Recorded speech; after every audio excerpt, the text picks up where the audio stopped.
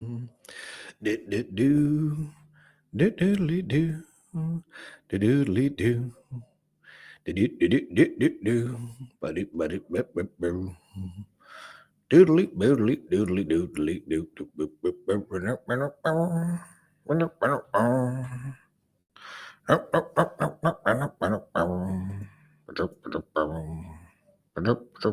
oh boy, there I am.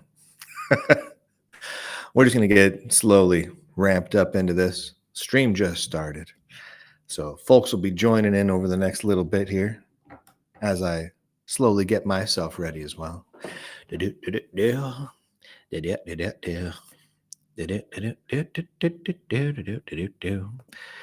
I turn on the chat room? Let's find out, shall we? Yes, I did. All right. So that should show up here. Right there. Ba-doop, ba-doop, boom. Ba-doop, ba-doop, boom. Do-doop, do-doop, do. All right. We are streaming to Rumble and to Locals and to YouTube and to Tweeters. The Tweeters. Can you believe it? We're on the Tweeters. All right. Let me make sure everything's up on Locals. On Locals. There we go. Ba-doop, ba-doop, boom. There we are. It's popping up. Popping and locking. Can't go wrong with a little pop and lock. Boom, boom, boom, boom, boom, boom, boom, boom. We'll get started in just a few moments. Let people trickle in here.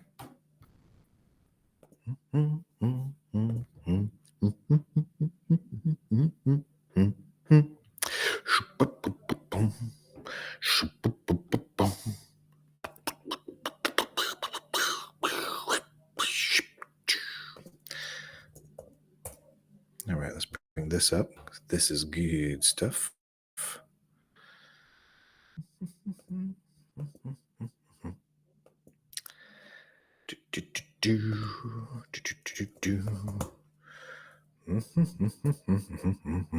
All right, that's what we load there. Hello, folks. If you are on Rumble or Locals or YouTube and you join the chat room, your chats will appear here momentarily. I think I have to turn that on, but it'll pop in there soon.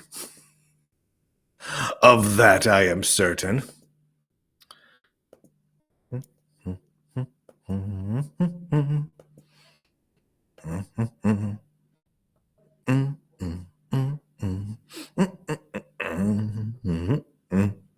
There we are. The chat works. Like this.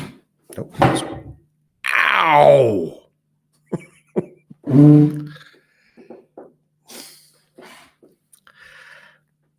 There we are. That's better. I'm not going to hurt myself again. I promise that. I promise y'all that's going to be the case. Pulling up the things, because I'm going to talk about a couple of things. Oh my gosh. Couple of things. It's going to be so cool today. Couple things. Oh my gosh. Gonna talk about stuff. Oh man, today has been utter chaos, pandemonium. It's been nuts. I woke up this morning and it's been freezing here. I live in the swamps of Louisiana. It doesn't freeze here. It's not supposed to ever freeze here. It's been frozen for the last 2 days, and I'll put this over. And it's crazy. I mean, it's not like as cold as it is in some parts of the country right now. Like some parts of the country is like negative Fahrenheit, right? Up here, we got down to, I think 18 degrees was the coldest we got. So, I mean, it's not like, oh my gosh, earth-shattering, record-breaking cold, but for around here, it's cold. And so everything's frozen. And I go outside, and I'm taking the dog potty this morning. And what's the first thing I do? I forget that things can freeze. Like I used to live in the mountains of northern Idaho, right on the Canadian border. And There, it was regular. You get blizzards every year. You're frozen solid for 4, 5 months out of the year up there. And I mean, I was up in the mountains, right? Like I was used to having to like put like heaters on top of the car engine so the car would start in the morning, and you have to shovel your driveway like every day. It was crazy. It was crazy, and I was used to that. But now, after living for a while in the South, I kind of forgot about ice and freezing and that it is slippery, apparently, because bonk right on my butt, right? That's the first thing. I start my day out that way. I recover from that. Tushy a little sore, little bit of a bruise on the tuchus, but I get up and I go about my day. And then I think, you know what? My wife's still curled up in bed because it's cold outside. She wants to stay nice and warm, and it's early, so she's kind of bundled up in bed, just reading some news and whatnot. And so I'm like, I'm gonna make up my wife some nice hot coffee. Get her a nice mocha, right? Some hot chocolate in there inside the coffee. Bring it on into my wife. And as I'm walking towards my bed, my right foot trips on my left foot. Down I go. Hot mocha all over my bed. Fantastic. So I'm stripping the sheets and whatnot off my bed, and oh my heavens. Oh my heavens and my word. So that's my morning. So I got laundry going to clean up all my sheets and my blankets and everything. I've got a sore behind from the falling on the ice. It's not quite going right this morning, right? But you know what? It's going to turn around now. I'm calling a mulligan. It's going to turn around now going forward. Got my fancy tropical shirts on. I'm going to pretend like it's warm outside, and we're just going to rock and roll. Yeah, distro tube, you do need a hot chocolate, buddy. You need a hot chocolate real bad. Real bad. All right. So we got a couple of shows we're gonna do today. We're not going to do any of the live chat today. I mentioned this over on Locals, but the people we have scheduled for, specifically one person, but we have scheduled for this Untitled Nerdy Chat show, can't do it today. It was kind of a last minute thing that person couldn't do it today. So we're moving that. I think it's going to be a Friday show, but I'm waiting for final confirmation back. So I'll announce that over on Locals sometime today when I get the final confirmation back from that dude, man. It's going to be a good time. It's going to be worth the wait. So today we're just going to do a couple of shows. There's a couple of things I want to talk about here. Let's see if I've got everything loaded up. Yeah, that's going to work. We're going to talk about layoffs because that's always fun. And we're going to talk about this, I think. Yep, we're going to talk about that. We're going to talk about this thing, and then we're going to talk about that thing, and then we're going to talk about the other thing. You're like, what? The other thing? That's crazy, Lunduke. Pull it together. Like, no, dude, I'm serious. We're going to talk about both of those things. It's going to be a crazy time for things. Thing and thing talking. Oh, my gosh. I mean, put on your big boy pants. Putting the word potato into the chat room for funsies. Well done. Well done. There hasn't been enough potatoes talked about. 9 degrees in Vicksburg, Mississippi. Whew, too cold. Too gall darn cold, I say. I can't, shoot. I was used to the cold. What happened? I spend however long I've been here in the South, lived in Texas for a while, now in Louisiana, and I can't do cold anymore. It's insanity. It's pure unadulterated insanity. I don't know why it would be adulterated or unadulterated, but it's still insane. Like, oh, check that out. That works. Oh, cool. Hold on a second. I'm gonna load up a screen here so that we can all follow along with the topics we're talking about today. DistroTube's about an hour from Vicksburg. Fantastic.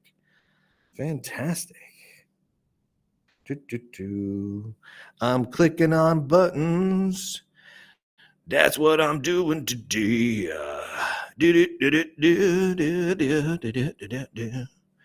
I'm clicking on buttons, clicking on them because buttons are cool and I like to click them. And I'm gonna go over there. Boom, boom. Mm, mm, mm, mm, mm. Yeah. See, I live in the south end of Louisiana. I live down in Acadiana. I'm in the swamps of Cajun country. So yeah, I'm down there. I'm down there at the south central Louisiana. I'm in the land of rice and crawfish. It's beautiful. I love it here. I truly do. I love it here. It's funny. My family, we left Portland, Oregon over 3 years ago, and we didn't know where we were going to settle down. We had a list, though. We had a list of cities and states that we wanted to go try on. Right. So we got ourselves an RV and we're like, we're going to go stay in a couple of different places. And we had a big list of some pretty interesting places, everything from a couple of spots in Florida and Texas and all over the place. We had it was like 7 or 8 different states and multiple cities and metro areas that were like, this has the right combination of things that we're looking for. And most of them were places we had spent some time in the past, and we knew we kind of liked them. And so we traveled around and we set up shop in our RV, and we're like, we're just going to stay here for a couple of months and see all the sights and go to the national parks and go to all the different museums and whatnot because we were homeschooling along the way. And as we were doing that, we were going to test out and see what places really clicked with us. And one place after another, we kept crossing places off our list. And they were great, but they just didn't fit. They weren't right for some reason. And Louisiana, nothing in Louisiana was on our list. Nothing. Greg, testing. Locals chat is showing up on the stream now. It's working now, buddy. Rumble Studio is still a bit of a fresh early bit of technology. They're still working it out. So anyway, so we never planned to do anything much in Louisiana, but we stopped here for a restaurant we wanted to go to that we heard had like the best gumbo. And so we were like, well, let's go and try the best gumbo from Gumbo Town, right? Like we always liked gumbo, but we'd always gotten gumbo from Cajun-ish restaurants in like the Pacific Northwest and California and whatnot. Like, I mean, how authentic can that be, right? No, Greg, the Rumble is showing up. It's at least, oh no, you're on. Oh, I see. The locals is not showing up. It's funny. Locals did one showed up from locals. XET7 said Thirth about 10 minutes ago. That was the one and only message from locals that has showed up. How terribly weird. Here's what I'm gonna do. I'm gonna click on the live chat. I'm gonna go like this, make the chat go away, and re-add the chat. Does that work? Hold on, I'm gonna goodbye chat. Chat is gone. Now I'm gonna re-add the chat. Live chat. Chat is back. Did that work? Probably not. We'll see if any of the locals chats show up from now on. That's a bummer if the locals chats are not there. So anyway, so we're in Louisiana and we're having gumbo, and it was great, right? We went to a restaurant that had gumbo, and that was supposed to have the best gumbo, and it was fantastic. It really was the best gumbo we'd ever had. And like it was glorious. It had everything in it. I mean, it had everything in it. It was fantastic. And so we're like, well, that was yummy. And so we're like, you know what? Let's stay an extra couple of days and try a few other restaurants. So we tried a couple of random restaurants that some of the locals recommended to us for, checking out, trying out an actual local crawfish boil and do all of it local, right? Things that we liked already because we already knew we liked Cajun food. But we'd never had local made by Cajuns Cajun food, right? So we didn't know. We didn't know, right? It's like saying I like Chinese food, but the only thing you've ever eaten is Panda Express. It's like, well, okay, yeah, kind of Chinese food, but you don't really know until you go have food. Actually, you know what I'm saying. Anyway, so we're here and we're a couple of days in, and we're just eating good. And oh man, our bellies are full. We'd been eating and eating and eating. We'd had our boudin, we'd had our gumbo, we'd had our etouffee, and we were just full. And we're like, you know what? This is great. Let's stay for a month and let's just see everything that there is to see, right? Let's go around. There's the Tabasco factory here, which is one of the greatest, it's the greatest company tour you can go on. Sorry, locals chat just isn't coming through for some reason. I see it. I see it. You guys are there. Right? If I join the stream right now, I see it. It's happening. You guys are in there, but it's not showing up on the live stream for some reason. That's a bummer. One message came through from XET7 13 minutes ago. All right, I'll let the Rumble studio devs know that we were hitting issues with that. They've been really responsive, by the way. The Rumble Studio developer team, oh my goodness, they are just truly fantastic. Man, they're adding new features nonstop. They're adding the ability to edit stuff.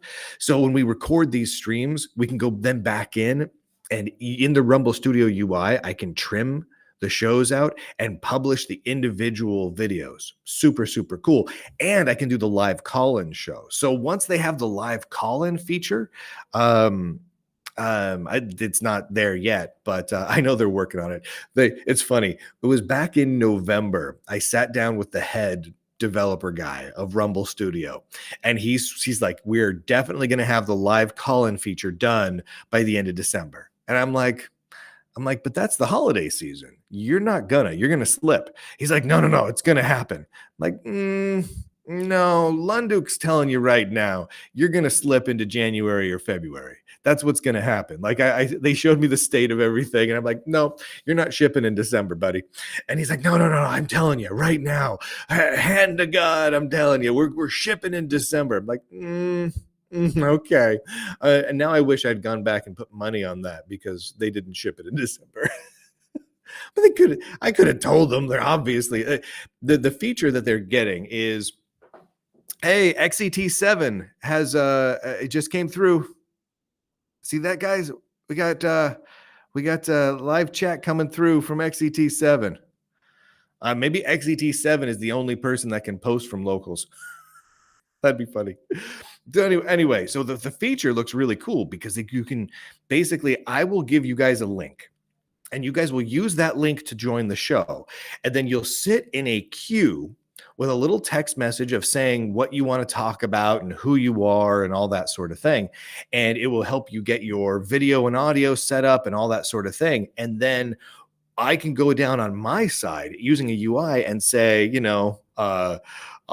Timothy, you're on the air. Click, and then boom, you'll slide in and you'll have a little video right next to me, and we'll be able to talk. And then when I'm done with you, I dump you. So I actually get to have a live video call-in show with all of you guys using just Rumble Studio. It's just stellar. And the way they're building it is beautiful.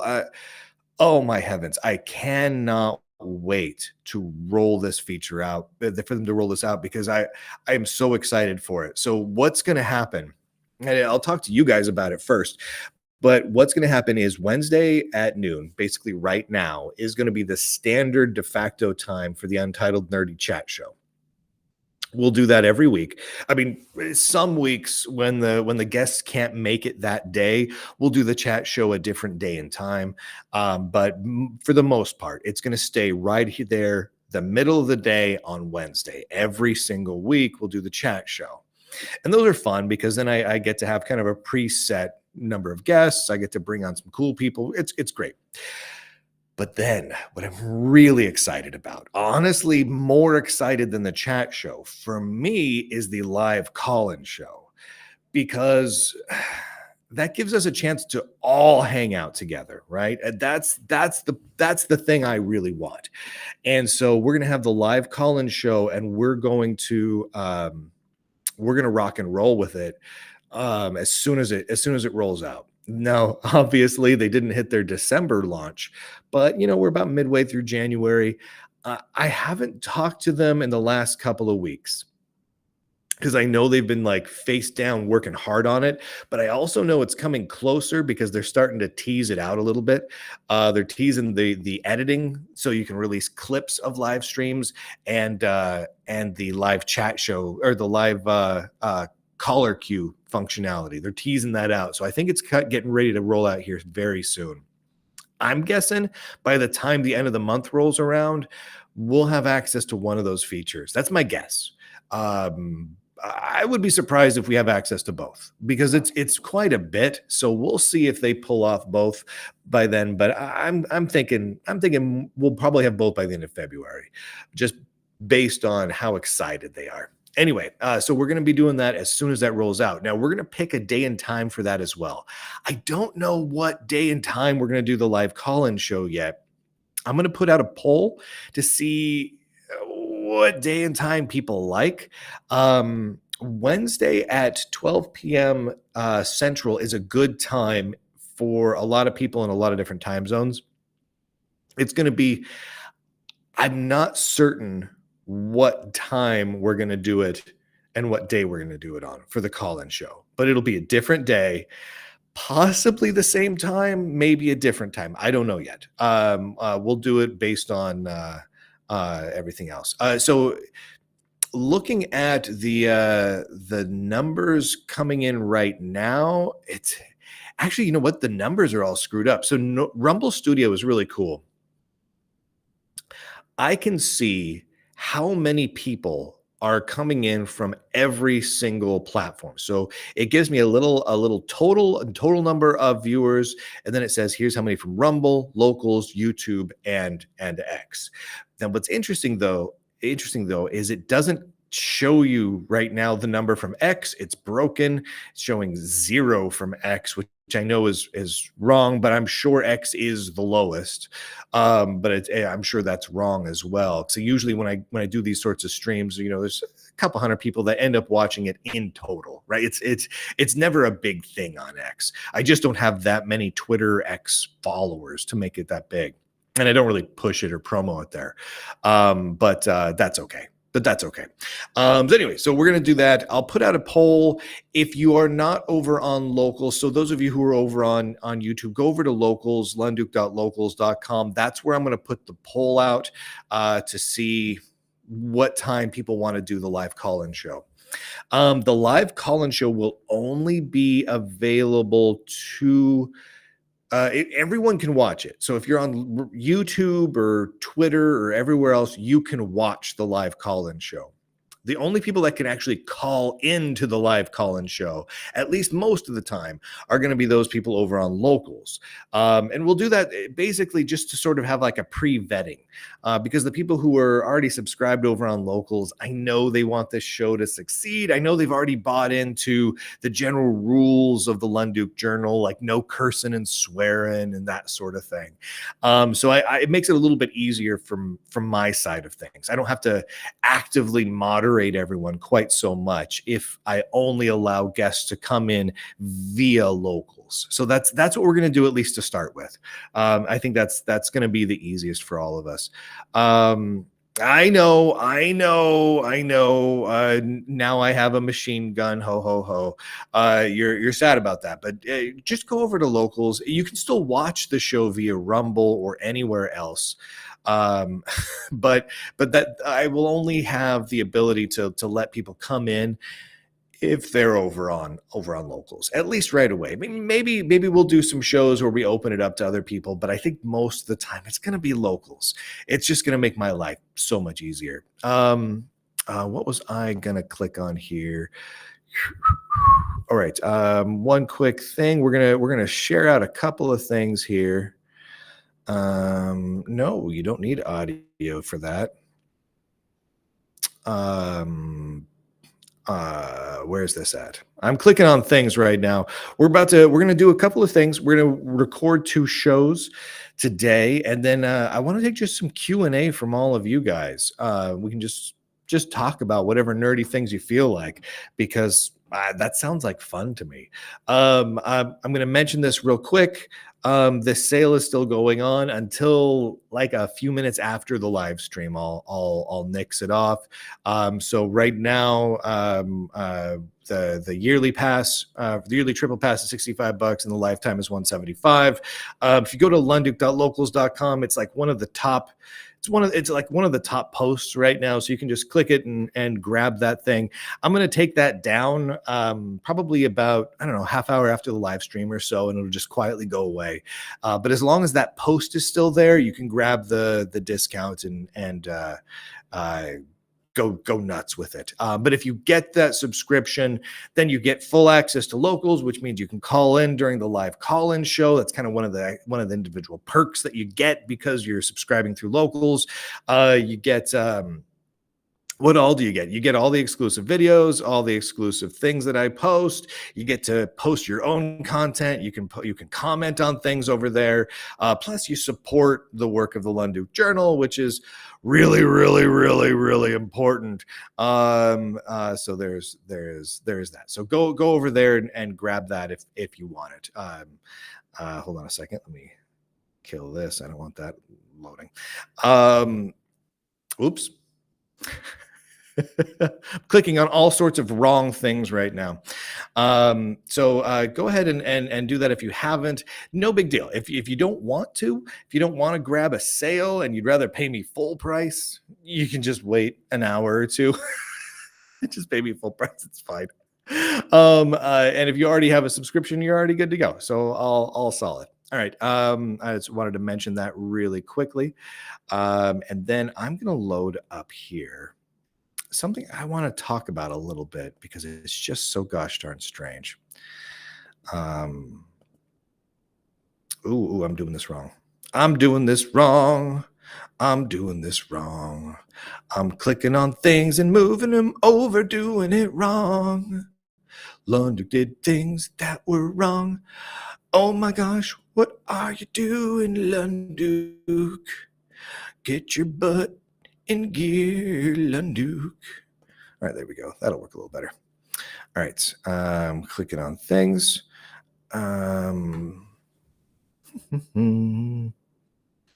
There we are. All right, so we're going to talk first about layoffs for a little bit here. Where's my presentation screen? There we are. Don't need the audio for that. And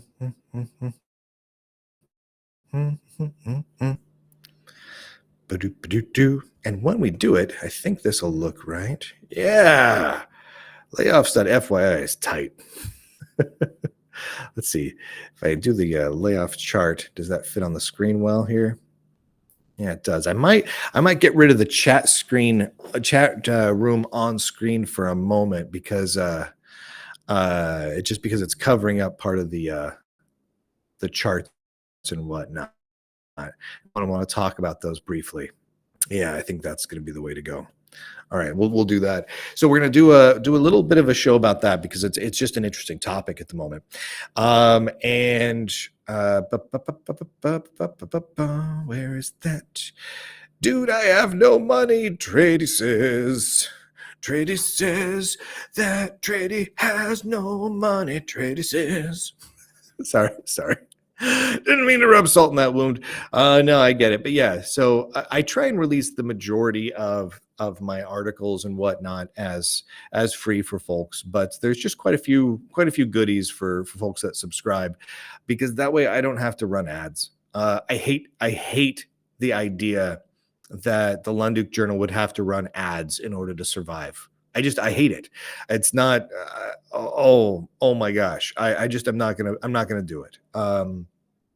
No ads, no sponsors. For those of you who've been around a long time, you remember a time, oh gosh, 5 years ago when I had several sponsors. We had Purism and System 76 and Linode and I had GoDaddy for a while and Pogo Linux and a couple others. And there were some good sponsors in there. There are some legitimately really good companies that I was ideologically somewhat aligned with, at least in some ways, right? Like they were interested in some of the same nerdy stuff I was, and that was great. The problems were multiple and varied, though, because my primary revenue was I'll click back over this for a second. Because the primary revenue was all of uh, all of these companies paying for it. Anything Lulzbot was awesome. The 3D printer folks, because that's how I made the money. Anything bad I said, not bad, but like that made people angry, right? Blew back on my sponsors, right? So, which means if I legitimately really liked the companies that were sponsoring the work I did, I had to tiptoe around for fear of causing them harm. And I just did not like that. There was times where I spoke out about things that caused massive blowback on my sponsors. I remember one event where Pogo Linux, a great company. I don't know how they're doing right now. They had a big change up. The CEO kind of sold the company off. A lot of the people left. It kind of isn't what it used to be, but they were great, and they were making these awesome Linux powered machines of all different types, just really rad. But I had spoken out about my personal opinions, my personal political opinions, not on my channel, not sponsored by Pogo Linux, just independently. And so a group of people organized on a forum to do a harassment campaign against Pogo Linux.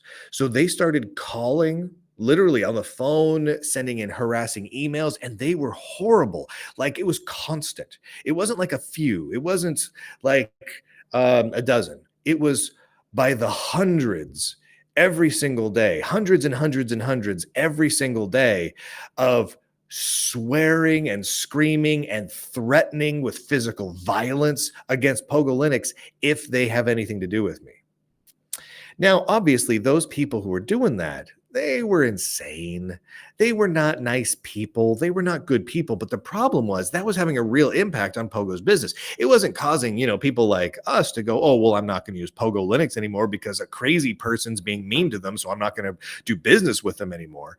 But the problem was their help desk line, right? They had like two people running like their support at the time, full time.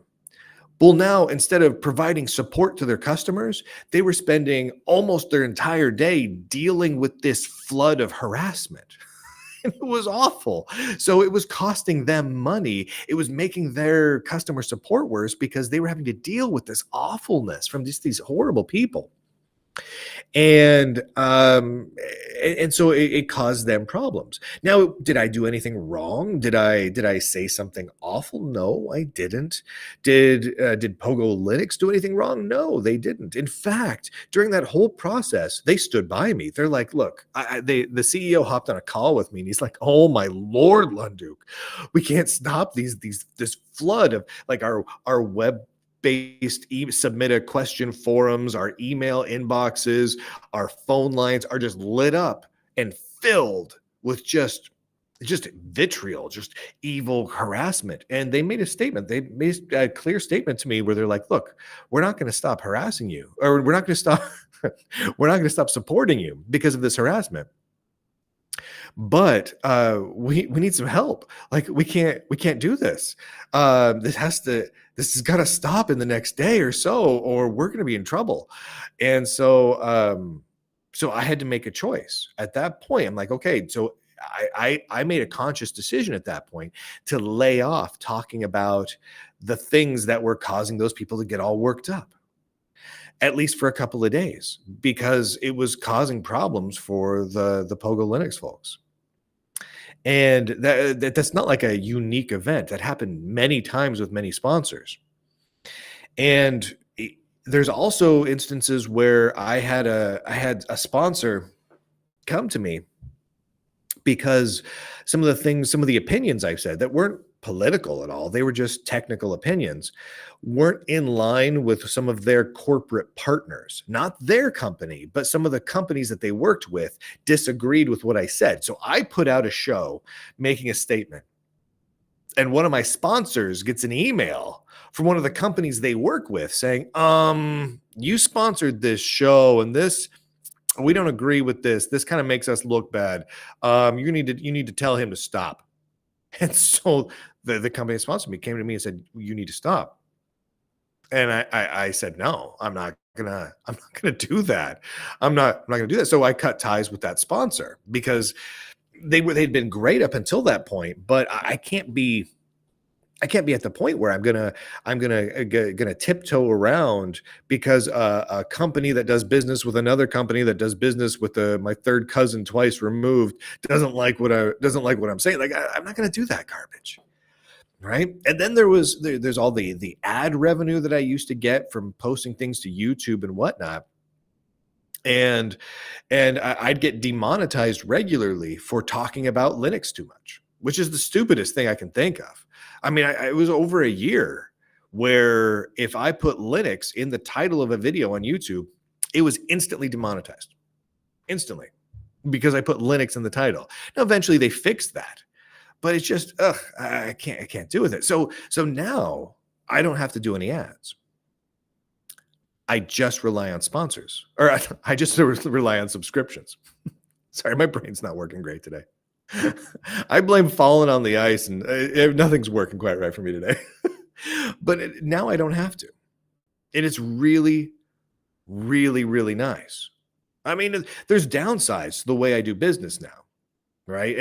Anyone who regularly follows me will tell you, I've had to run, in order to make this work, with absolutely no ads and no corporate sponsors of any kind, I've had to run, dozens of sales over the last year alone, dozens, and promotions and sales and all sorts of things to keep the thing going, to keep the wheels in motion. And that's a little annoying. I mean, I'm not gonna lie, it's annoying for me, and it's probably annoying for several of you. But the options are, we do something like that, or we have to run ads, and we align ourselves with corporate sponsors, which means that things that I've been able to do over the last several months become impossible, just absolutely impossible. Like the Microsoft leaks, the IBM leaks, the Red Hat leaks, those are not doable if I'm advertising and sponsor based. Like if you look at the companies that sponsor all of the big tech outlets, and I'm not going to name names at the moment, but if you think of all the big tech media outlets and the companies that sponsor them, you quit and look at the ads that are run, look at the banners that are all over their pages. You start to realize that in the last month alone, I have royally pissed off 80% of them, right? And I wouldn't be able to survive that way. So my choices are, either I cannot take corporate money of any kind, which means no ads, no Google AdSense, nothing, or I can't run the type of content I want to run. I couldn't do a big expose on the Linux Foundation or Wikimedia or Mozilla or Red Hat or IBM or Microsoft. I couldn't do any of those things. And that's why no one else is doing them. That's why it's just me, right? It's only the Lunduke Journal. It's not because I'm some amazing journalist. It's because I'm the only one that has decided to take a hard stand and not take money from any of them and be able to write where the real stories are. That's it, right? It's interesting. Some of the stories that I've been writing about are starting to catch on. Mozilla, a big chief among them. People are starting to catch on to the fact that there's some issues there, like some big issues, and money is one of the big ones.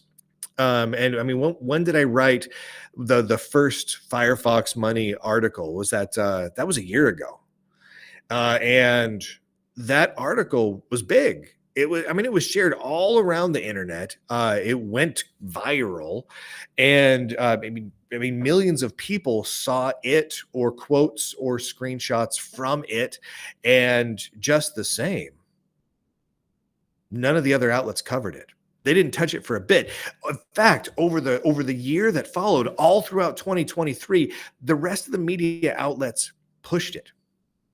They pushed really, really hard the pro Mozilla story, right? Instead of covering all the problems and the financial issues that I exposed, they wrote puff pieces. Oh, look how great Mozilla is. They're trying to make the web better, gosh darn it. And it was just weird little puff pieces. In a lot of cases, those were paid puff pieces. Exactly. And now here we are at the beginning of 2024, and we've got these stories coming out from Red Hat, from IBM, and from Microsoft, and more very soon. And I mean, it's not stopping. I mean, shoot.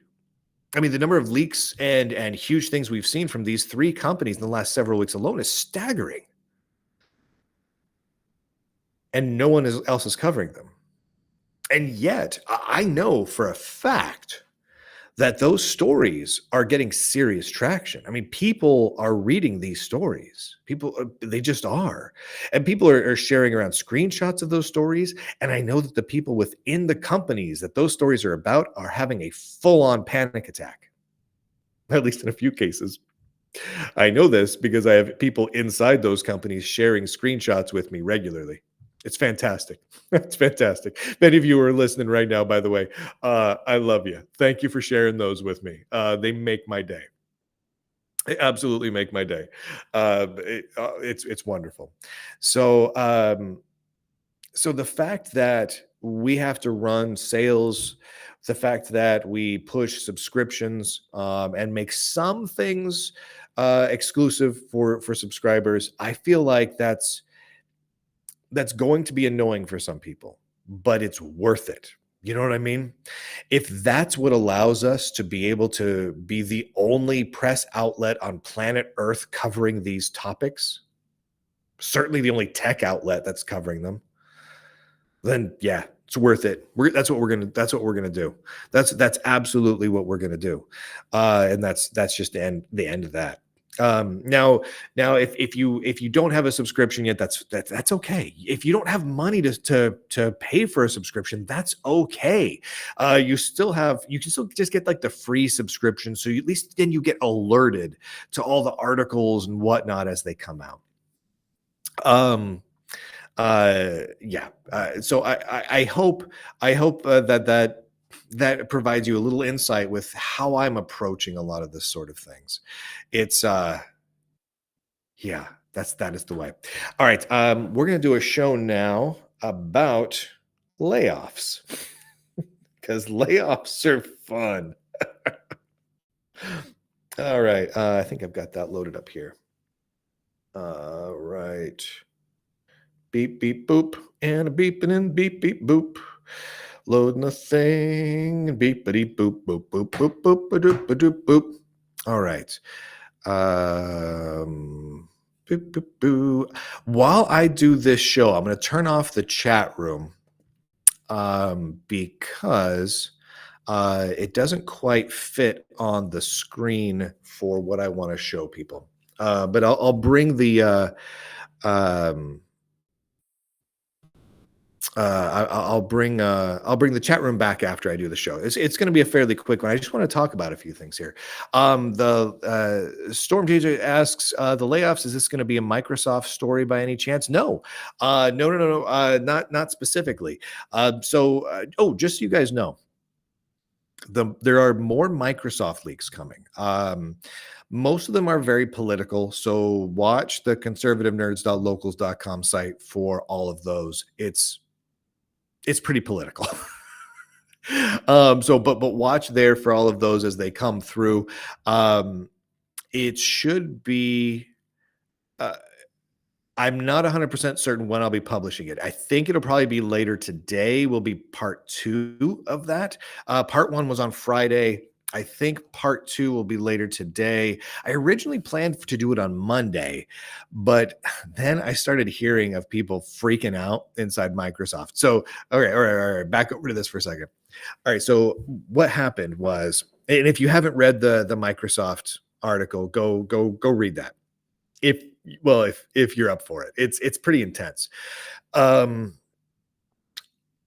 It dropped on Friday, which is, a day to drop something that usually you want to bury, right? But I dropped it on Friday, and then and my thought was I'd roll out part 2 on Monday.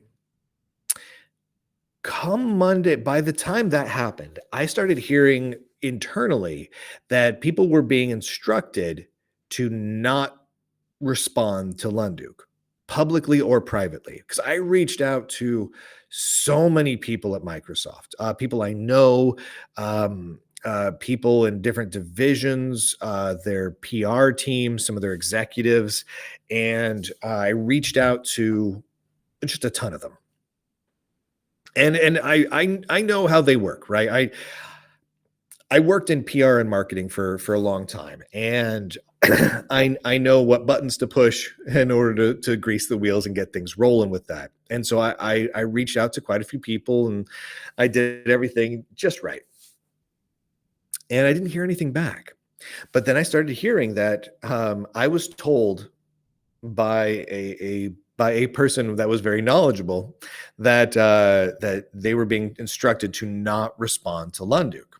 Like, okay, that's that's reasonable. I get why they're not responding. It's difficult for them to respond to the things that I leaked, right? To the article. I mean, it was just so awful and damning. They have to be really careful about how they respond, and so not responding to me right now is not a surprise, right? I wasn't expecting them to come out with a good old sit down with Lunduke and chat with me about it. That would be dumb. They aren't up for that. They would do a terrible job, and they would just make it worse for themselves. So I get why they didn't. But then I started hearing more about exactly how panicked they were, and apparently they started freaking out about what they thought I might have. And this really kind of caused me to stop for a moment because they were panicked thinking about, okay, because I made it clear I've got more to leak, right? I've got more stuff ready. Some of the Microsoft leaks are public information that I'm just trying to draw attention to.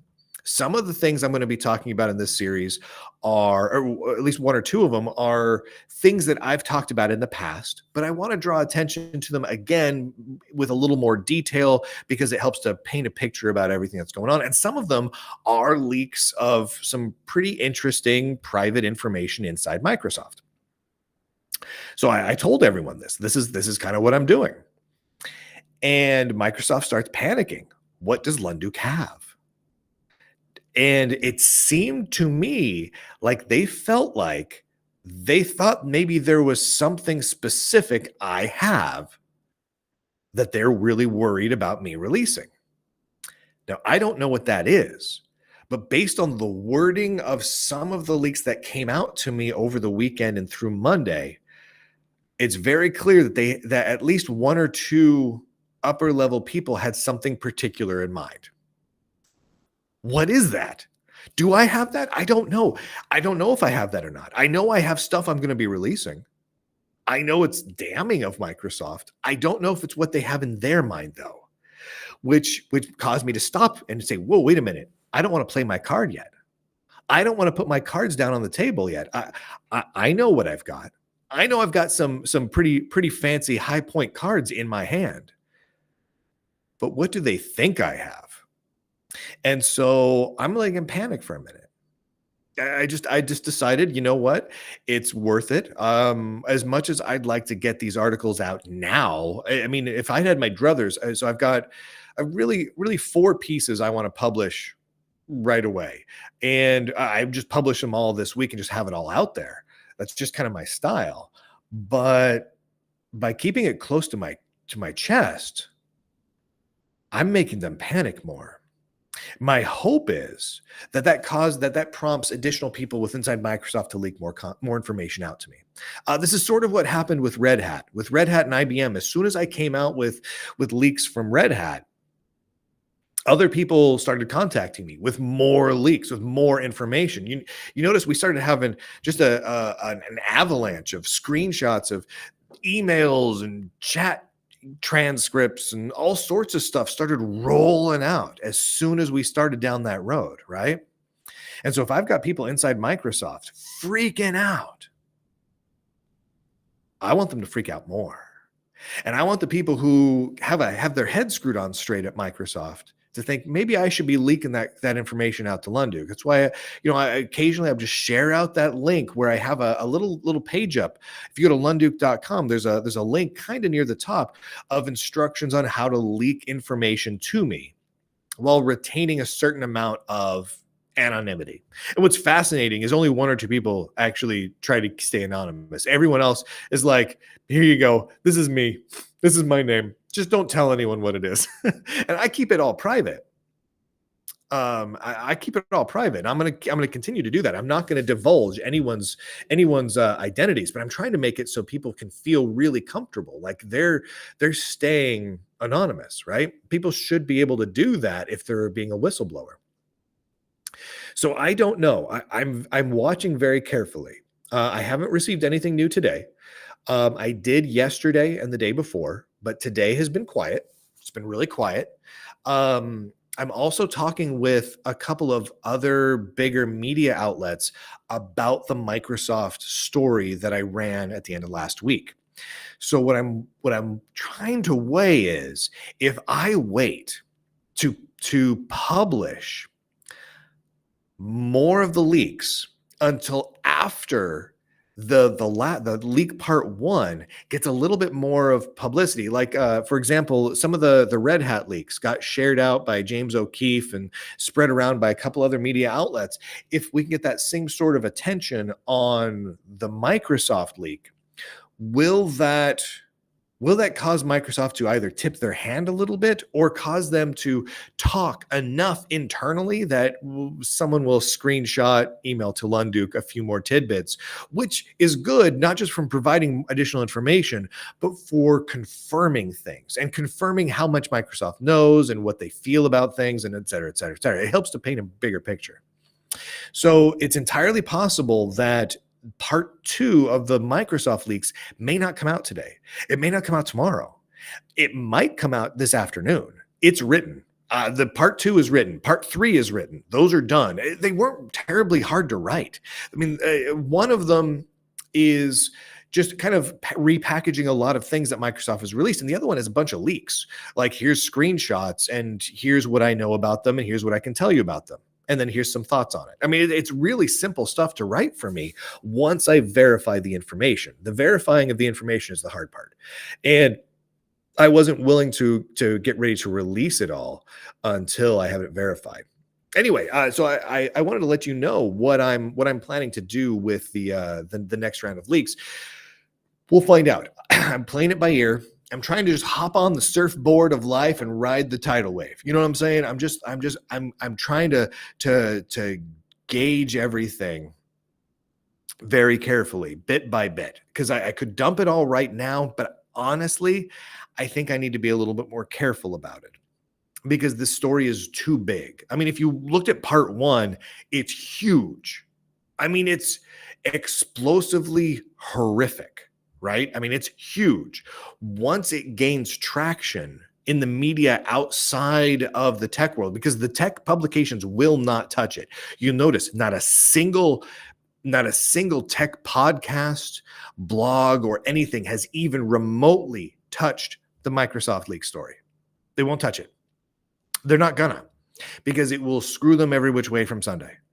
It will. They avoided the Red Hat stuff like the plague, the IBM leaks like the plague. I mean, are those huge stories that are possibly going to be the biggest stories of the entire year? Because we're talking about the potential for insane numbers of lawsuits and massive shakeups at some of the biggest tech companies in the world. Yes, these are by far the biggest stories. Bigger than, oh my gosh, look at artificial intelligence. Oh my gosh, what is OpenAI doing? All these things. Oh my gosh, look, Apple made a goggle. Like, no. Those are interesting stories, no doubt about it. But these things coming out of these big companies are the biggest stories in the tech world for several years. I mean, these are huge. I mean, this is big stuff. So we'll see. But the tech companies, the tech publications are not going to touch it. I think there's going to come a point where it won't be able to be ignored by the podcasters and the bloggers and whatnot. But I don't think the big publications, the tech publications, the tech magazines, the Register, ZDNet, and all of them, I don't think they're going to touch these stories at all. And if they do, it's going to be to attack me. That's like, there's going to be some sort of attempt to discredit me in order to promote the idea, the narrative that the leaks are invalid or false somehow. That's their only move, because they take so much money to stay in business from these exact companies, right? I mean, that's their only move. I mean, it's either that or they have to change their business model, like I did. That's their only move. So anyway, thank you to everyone who has subscribed, by the way, because of you subscribing, I can do this. And I apologize for running sales when I try not to run sales. Like I told everyone, I'm like, I'm not running sales anymore, gosh darn it. And then new subscriptions tapered off. You know, lots of new free subscriptions rolled in because of all these big articles, huge numbers of free subscriptions rolled in. But unless I'm running sales, it doesn't quite juice people along to actually pay to subscribe. That's just kind of the reality of the situation. Most publications don't have to deal with this, because most publications get, 70-80% of their revenue from advertisements and corporate sponsors. Because I don't do that, I ride the edge. I'm right on that razor line of staying in business, because I don't take money from advertisements. And you think about it, most of the big publications barely stay in business with advertisements and sponsors and subscribers, all of it, and merchandise. All I do is subscribers, and I'm staying in business too. But in order to do that, I have to make some concessions and run some ads from time to time. What can I do? It has to happen. So if you haven't grabbed a subscription yet, grab one. It really does make the world of difference. And it doesn't matter to me what subscription you grab. The monthly, the yearly, the fancy triple pass, the lifetime, I don't care. It also doesn't matter to me if you grab it on a sale or at the full regular price, or a few people even pitch an extra, and God bless them, you're wonderful. But really, it's whatever people can afford to do. And see, Act just pointed out, I wish I could afford to toss a membership fee your way. You know what? God bless you, man. I totally get it. I totally get it. If you can't afford it, no worries. Grab the free subscription so you can follow along with all the free stuff, because it's so important. And you know what? If you want to help, just share the content for real. It makes a big difference.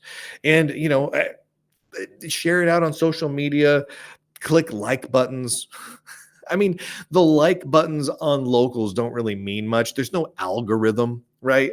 Like if you click the like button on locals a whole bunch of time, it doesn't suddenly make more people see it because there's no algorithm there, which I love. I prefer that. But click it on YouTube or Rumble or wherever, places that where the likes matter a little bit more.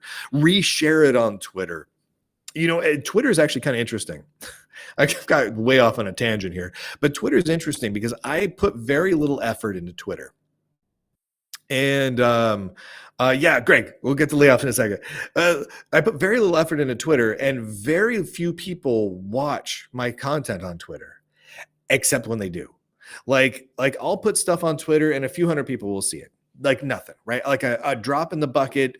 I might as well not even have done it.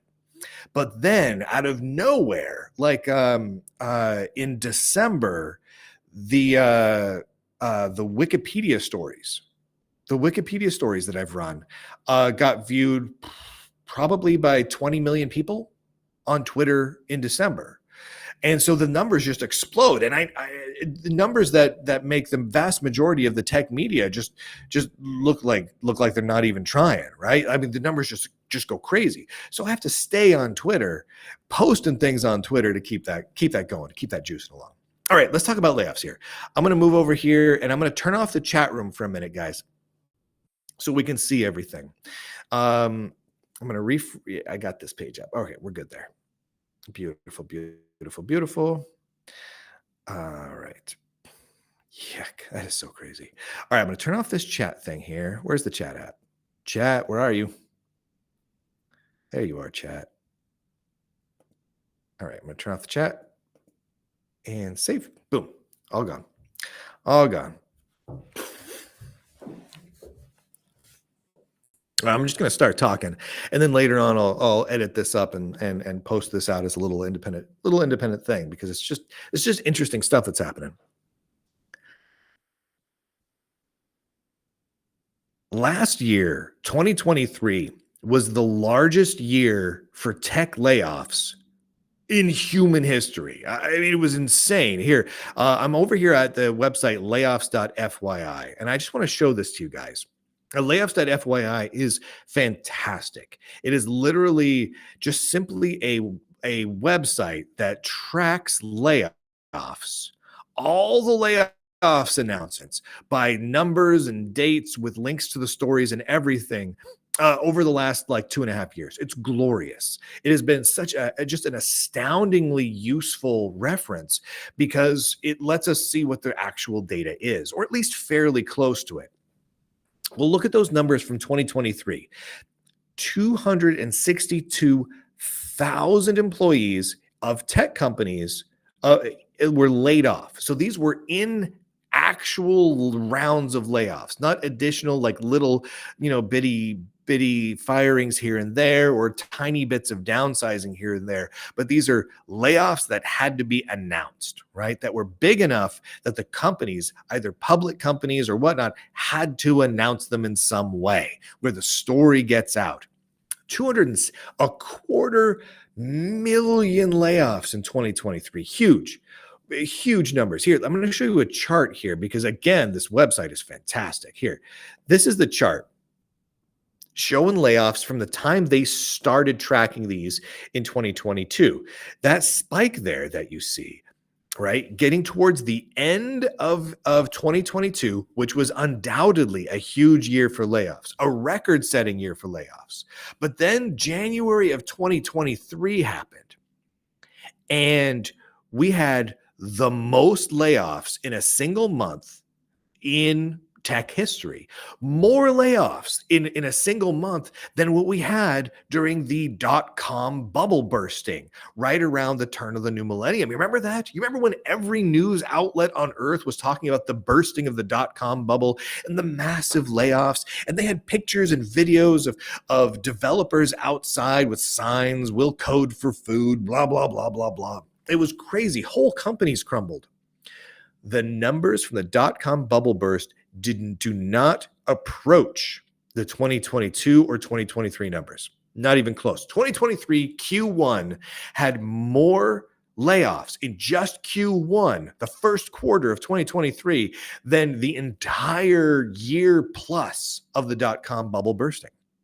Crazy numbers, crazy numbers. So as we approach 2024, I started thinking, well, what do we really got coming, right? What does 2024 look like? What my prediction is this, and I published this a couple of weeks back. 2024 is going to have a lot of layoffs. I mean, a lot of layoffs, but it's not going to be anywhere near as bad as 2023. That was my prediction. It's going to be big. It's going to be noteworthy. It's going to be top 3, no doubt about it, because we're not done with all these layoffs yet. But it's not going to be as bad. Well, now here we are in the first days of 2024. We are already at 7,528 employees laid off. Now I'm going to do some quick calculations right here. I'm going to pull up my calculator. 7,528 over the course of the first 16 days. That is 470 tech company employees laid off per day so far this year, times 365, 100. So right now we're on track. If this rate continues, it will be 171,000 layoffs this year, if it continues. Now, the pattern is January is the doozy. January is the big one. And I think that's going to hold true. So I don't think as the year goes along, that's going to hold out. I think that average is going to go down. And I don't think we're going to get anywhere near 150,000 layoffs in the tech sector this year. But I think the rest of Q1 is going to continue to be bad. Just to give you a little idea here of some of the layoffs we're looking at. Discord, I thought that was an interesting one. Discord laid off 170 people. Audible laid off 100 people. Google laid off 1,000 people. Instagram laid off people. Amazon laid off people. Uber Freight, they're laying off people. Unity was one that really jumped out at me. Now, Unity is kind of interesting because the big 3D gaming engine, right? Unity is currently being helmed by the old Red Hat CEO, Jim Whitehurst. And they just laid off 1,800 people. Huge. That is 25% of their total workforce. They just laid off. Boom, on January 8th. Nuts. Huge layoffs. Huge. Flipkart laid off a bunch. We'll keep going here because there's more. What else we got? I mean, it's a lot, but now we're starting to get back into December. So, but you add all those up and you come away with, I have to scroll up. You come away with 7,500 layoffs so far. So then there are multiple questions here. The first is, what is causing these layoffs? And as I start digging into each individual round of layoffs, what's happening at Google, Amazon, and Unity, and many others, there's not one answer. There's not a single thing we can point to. Like they're not all having difficulties with inflation, which everyone's having a hard time with the inflation right now, and companies are feeling the impact from that, but that's not hitting them. Unity as having several problems all by themselves. They had several missteps over the course of the last year. They ran out of some investment money. They're having a lot of competition that they're facing from other 3D engines. They had bad press. They had a lot of problems. And they also have to deal with the fact that they kind of overextended themselves. Again, think about this for a minute. Unity, how many employees did they lay off again? Was it 1,800? Let's scroll down here for a second. So 1,800 represents 25% of their employees. Think about that for a minute. 1,800 is probably a huge amount more than they should have in total. And that only represents a quarter of their total workforce. Unity, like so many other companies, expanded rapidly over the last several years. I mean, they just ramped up like crazy town. But what on God's green earth does a game 3D engine company need for having closing in on 10,000 employees? What do they need that for? 8,000 employees. That's insane. Thousands and thousands of employees. That's crazy. And now they're facing a huge amount of competition from engines like Godot, which does not have thousands of employees, right? Not at all. And so, I mean, they're a little upstart. They're a little startup. They're basically working out of garages. I mean, metaphorically. And a lot of these companies are looking at that exact same thing. Twitch, right? Twitch laid off 35% of their workforce, which is roughly 500 employees. And those are over to Amazon because Amazon owns Twitch. And Amazon's facing layoffs in a number of rather nerdy departments, including Amazon Prime and their streaming services right now. And so we don't know what those numbers exactly are yet. They could be huge. They could be small. We don't 100% know, but Amazon is reporting that there are layoffs happening over there. But I don't want, there are some numbers that have been kind of trickling out, but we don't 100% know what those are. So I'm not reporting on those yet. But again, Twitch. Does Twitch need to have, so let's see, 35%, 500, back in my napkin math. So they had like what, 1,500 employees thereabouts, 1,500 employees to run a streaming service that streams Twitch, Twitch. Seriously? Again, it's an example of companies way over expanding, adding way too many employees way too quickly. I feel really badly for all the employees of the devs and the project managers and the artists and the marketing people and everyone else at Twitch and Unity and all these other companies that have lost their jobs. That sucks so much. But like I told people a year ago, when all of the Google and Microsoft and all the other layoffs that were happening last January were occurring, this generally needs to happen because there are a few problems that we have to deal with as a tech industry right now that are not going to be comfortable to deal with. Number one, we just simply way overexpanded. You don't need 8,000 employees to build a 3D gaming engine and platform and SDK. You don't need that. If you do need that, you're doing something catastrophically wrong. And so I think Unity is realizing that, and they're correcting. They have to do it. It has to be done. And this is probably not the last round of layoffs from Unity. If I'm the CEO of Unity, if I took over Unity right now, I would be doing the exact same thing. I would be taking the axe to multiple departments, and I would be paring things down tremendously. Same with Twitch.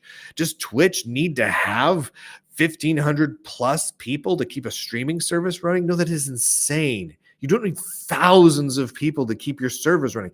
Is it going to be, can you run it on 2 people? No, but you don't need 1,000 people to do it. So yeah, you got to start paring things down so you can stay profitable. So you can actually exist long term. You overexpand and it is going to go poorly. So that has to be addressed. Ultimately, it's good for the longevity of these tech companies to take care of it now rather than go out of business completely 2 years from now, right? So you got to take care of that.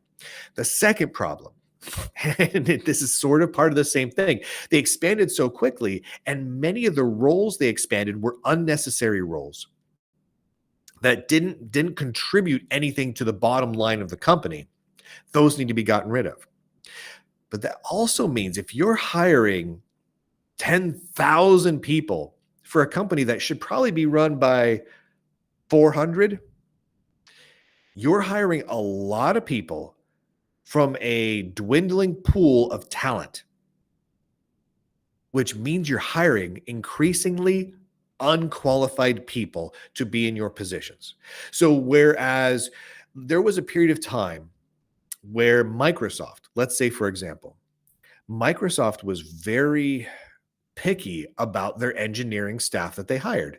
They tried to, at least in many groups, hire only the best. And I know a lot of people are like laughing at that, like Microsoft. They really did, right? They wanted not only to hire people who had good experience and had a good resume for writing code in whatever language and SDK they needed for that particular job, but they wanted to hire legitimate nerds, engineering nerds, people who were interested in solving puzzles, thinking analytically, thinking quickly, being a cowboy developer. They were really actively hiring for that sort of thing. And a lot of companies were. And the result of that was, for a time, a large amount of new products being developed and a fast pace of development. What we've seen over the last few years is companies hiring a lot of people who are simply unqualified and not that nerdy into nerdy roles. And so, and you hear this all the time. If you work in big tech, if you work in the corporate technology world, you've seen this, where you work with people that they're just not that nerdy, but they're supposed to be. They're either the sysadmins or the developers or the QA people, but they're just not that nerdy.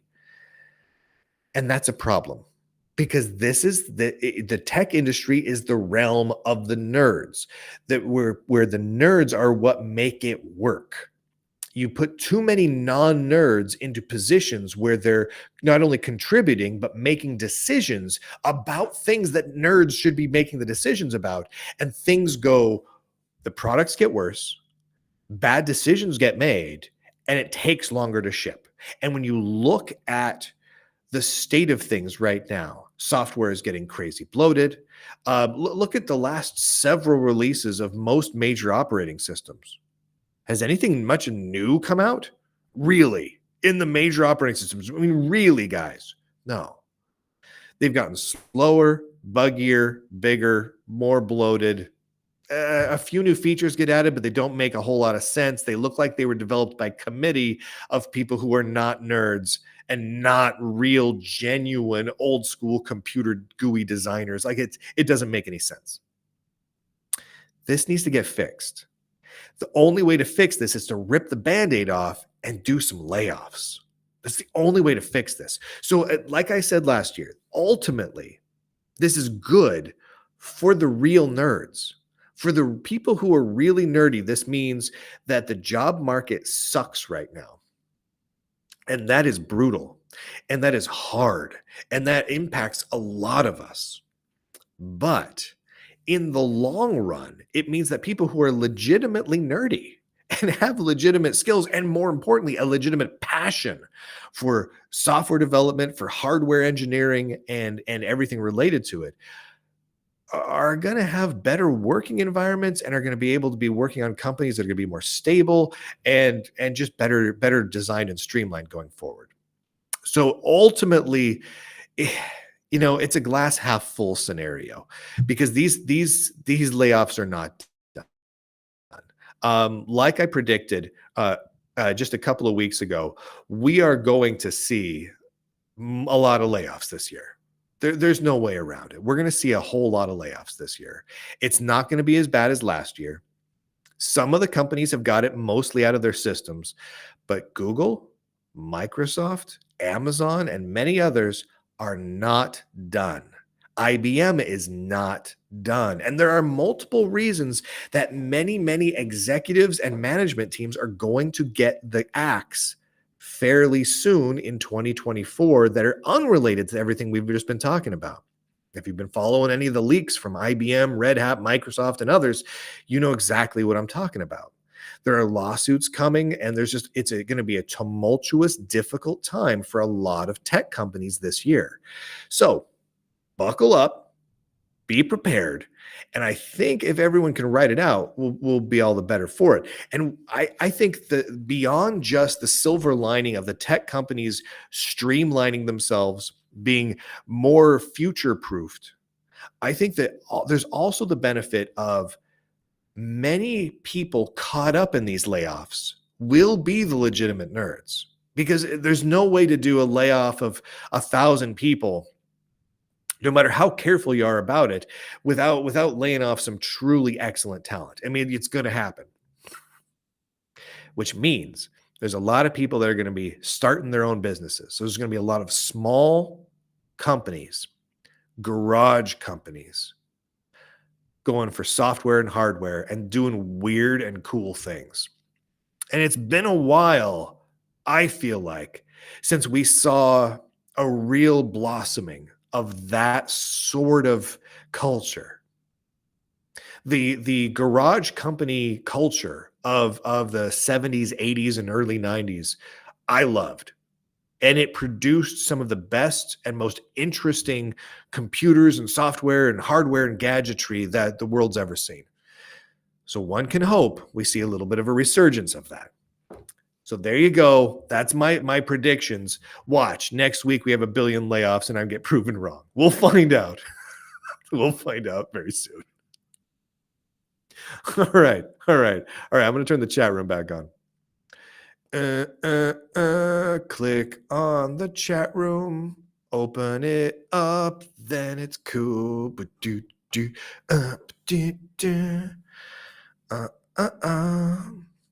I dropped out of Zach says I dropped out of college to take a full-time job, and I have no regrets about that.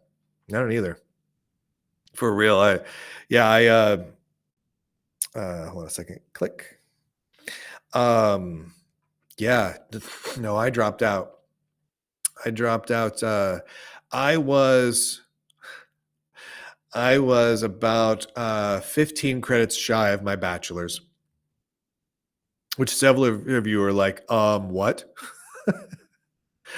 But, I didn't have any more money to spend on my bachelor's, and my parents didn't have any money to spend on it. And what are you going to do? So I dropped out and went to work at Microsoft, actually. And they didn't care. They didn't care because I was nerdy. I went in and I was this, I was nerdy. Here I come. I was a kid, and I kind of powered through school very quickly, and I started work at Microsoft at 19. Yeah, I was doing good in school, but I didn't have any more money to finish it up, so I just went in. Whoop. Yeah, Zach was 6 credits shy, so you get it. But see, no one's asked for that. Like, it's funny. It's almost a red flag when I go to a company. I mean, I haven't. It's been years since I've applied for a job, but back when I was, if I went to a company and they were like, what college did you go to? I'd be like, the college where I've been a manager of engineers for the last 10 years. That's the college I went to. I don't know what you're talking about here. Is that your only qualification, person who's hiring me? Because if so, I'm bailing. I don't want to work for someone who doesn't know what they're doing and has only just ever had some college. I'm out. So that was always a red flag for me. And I never asked people I interviewed for positions what their education was, because I didn't care. I don't care if they graduated from middle school. All right, can they do their job? If so, I'm gonna hire them. If they can do the job and they didn't irritate me, they've got a job done.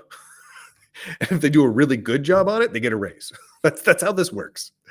Yeah, see, Zach, exactly. Zach says my work ethic and experience programming were my qualification. Bingo. It hit a point where, after I'd done a good job being in kind of upper level dev management for a while, I got a reputation for kind of being a fixer, kind of being kind of like an A-team sort of a guy where things were going wrong in a company. They needed to ship and they were, 16 months past their launch dates. They'd blown through all of their money that they needed to ship a thing, and so then they'd bring me in to wield my battle axe of choppiness, and I'd come in and find a way to ship. And so I got a reputation for that. And so I want to say half of my jobs were people coming to me because they were like, oh my gosh, how do we get this out the door? We don't even know. And I'd be like, well, let's give it a try. I think we can do this. And then I'd come in and do it. They never asked me for my qualifications. It was just apparent. You just either knew or you didn't know. I just started, like, after a while, shoot.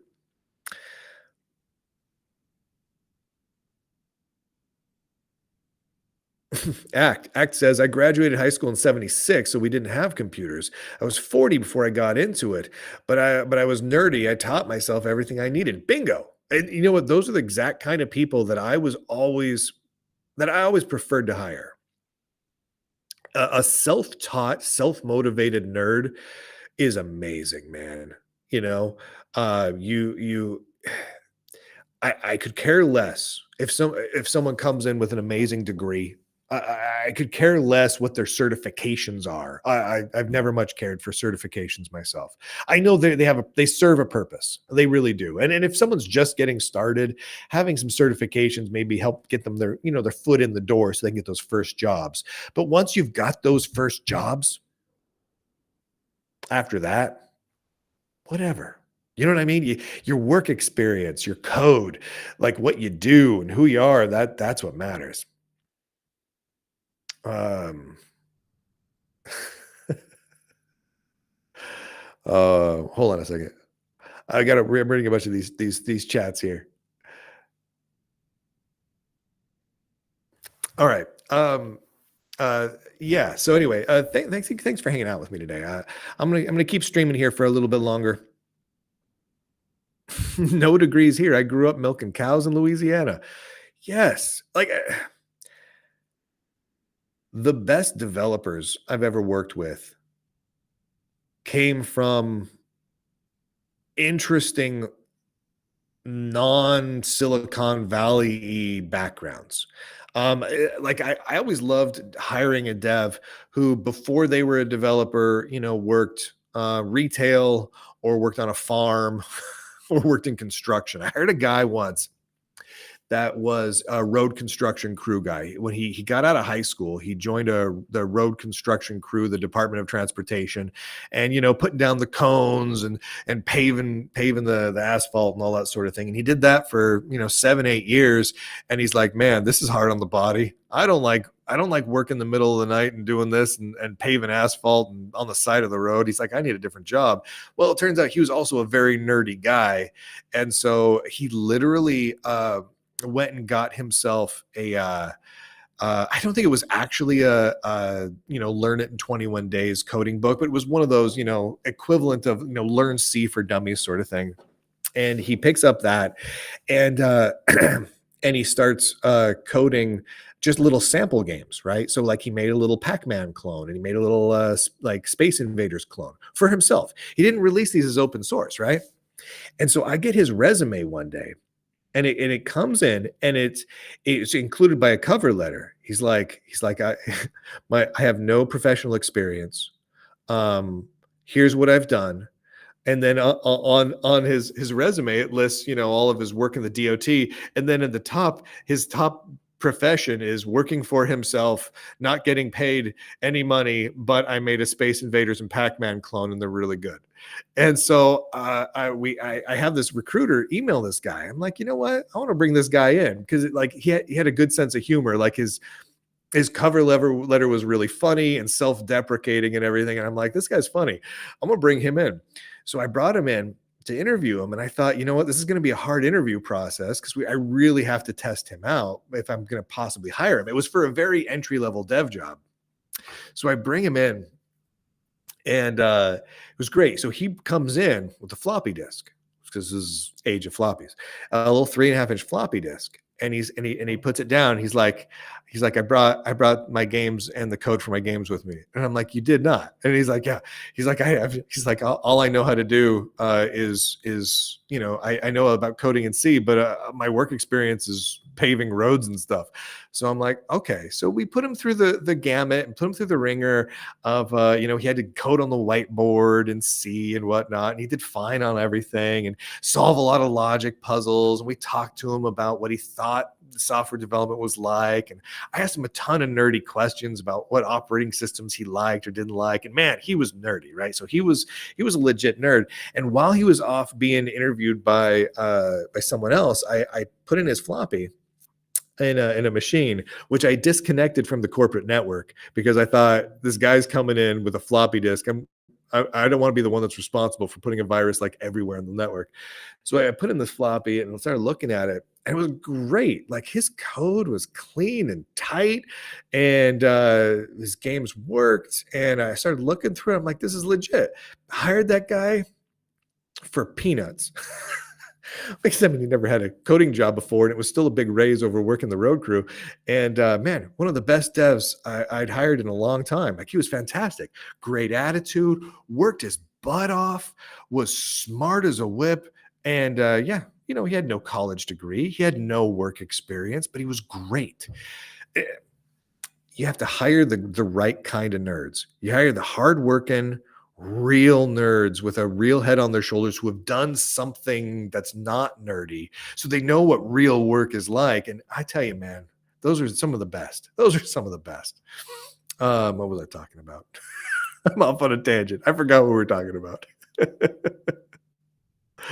All right. So the chat is not working 100% today.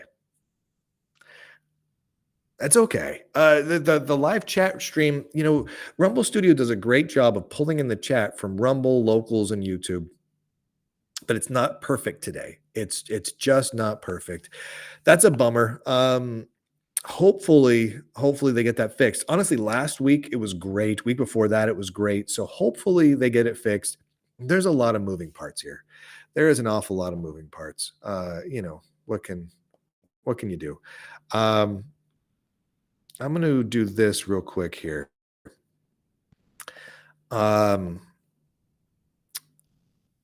If you have not grabbed the sale thing yet, do that, because I'm going to turn it off in a little bit.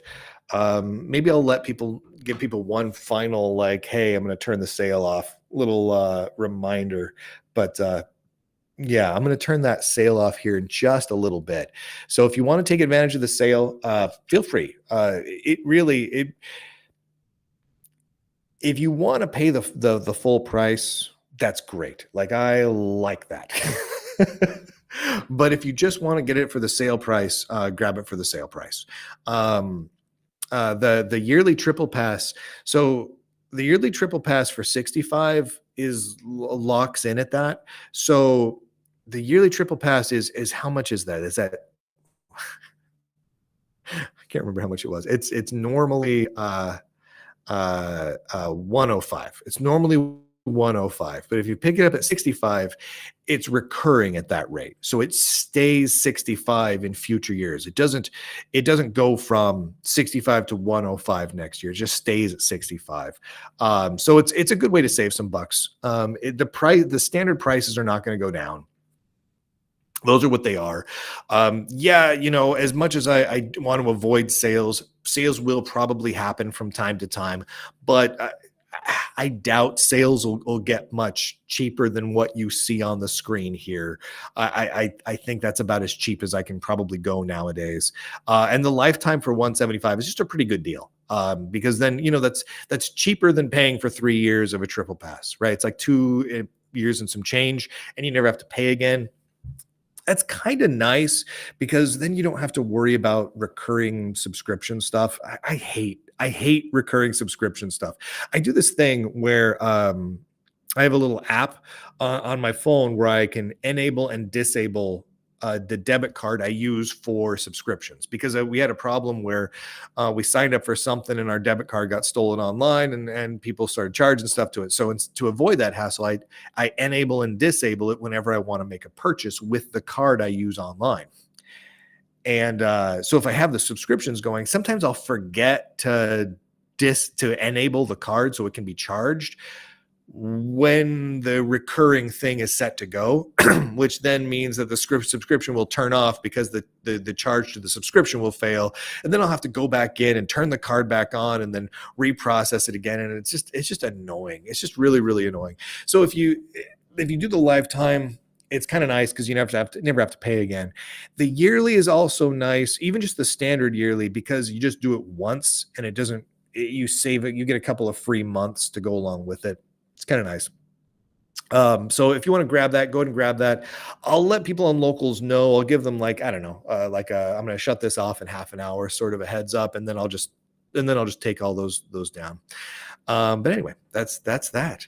I will be announcing the specific time for the Untitled Nerdy Chat Show this week and for Linux Sucks here later today. I'm waiting on confirmation of something first, and then I'm going to go ahead and announce those. I'll announce those over on Locals, and then those will happen sometime this week. I think it's going to be Friday for the Untitled Nerdy Chat Show. I think. Don't hold me to that yet. I'll announce it later today when I get the thumbs up. I might have thumbs up already in my email, but once I get the confirmation from the one particular guest I really want to have on this week, I'll let you guys know.